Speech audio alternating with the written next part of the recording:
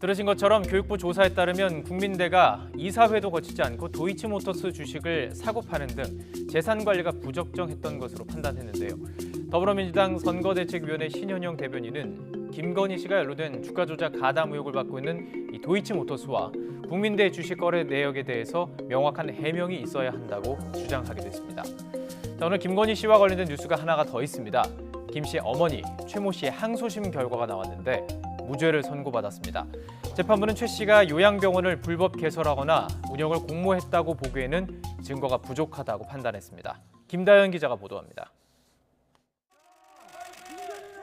윤석열 대선 후보의 장모 최모 씨는 요양병원을 불법 개설하고 요양급여 수십억 원을 수급한 혐의로 재작년 11월 재판에 넘겨졌습니다. 최 씨는 공모에 가담한 적 없다며 줄곧 무죄를 주장했지만 1심은 의료법 위반과 사기 혐의를 유죄로 인정해 징역 3년을 선고했습니다. 하지만 항소심에서 판결이 뒤집혔습니다. 1심은 최 씨가 계약부터 재단 설립에 크게 관여했고 이후 장비 구매와 자금 조달, 직원 채용에도 손을 댔다고 봤습니다. 그러나 2심 재판부는 최 씨가 계약하기 전부터 다른 주범인 주모 씨가 동업자와 수익 배분과 법인 설립에 대한 협의를 한 점을 지적하며 공모를 입증할 근거가 부족하다고 판단했습니다. 최 씨가 책임 면제 각서를 받은 건 주 씨 등이 벌인 다른 일에 자신이 법적 책임을 질까 우려한 걸 뿐이라고 설명했습니다. 또 최 씨 사위가 행정원장으로 일하며 채용에 관여했다는 검찰 측 주장에 대해선 일부 면접에만 들어갔을 뿐이고 근무 기간도 석 달로 짧다고 지적했습니다.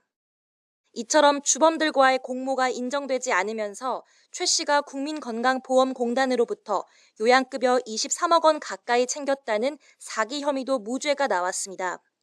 각 혐의가 합리적인 의심의 여지 없이 입증됐다고 보기 부족하다는 게 항소심 재판부 설명입니다. 최 씨 측은 애초 일부 정치 세력의 윤석열 흔들기로 시작된 재판이었다고 주장했습니다. 윤석열이라는 사람이 무슨 정치인이 되고 중요한 사람이 되기 이전에 이미 존재했던 사건 기록을 그냥 순산으로 바라봤더라면 이 사건 진상은 오늘 재판부께서 판단하신 내용임을 그대로 알 수 있었을 것입니다. 최 씨에게 징역 3년을 구형했던 검찰은 기존 대법원 판결과도 배치되고 중요한 사실관계를 간과한 것으로 판단된다며 즉각 상고의 뜻을 밝혔습니다. 그러면서 최 씨 측 주장대로 의도적인 사건 왜곡이나 증거 은폐는 없었고 재판 과정에서 객관적 자료를 증거로 제출했다고 반박했습니다. 결국 대법원 판단을 받게 된 최 씨는 이와 별도로 통장 잔고 위조 혐의에 대한 항소심 재판도 진행 중입니다. YTN 김다연입니다.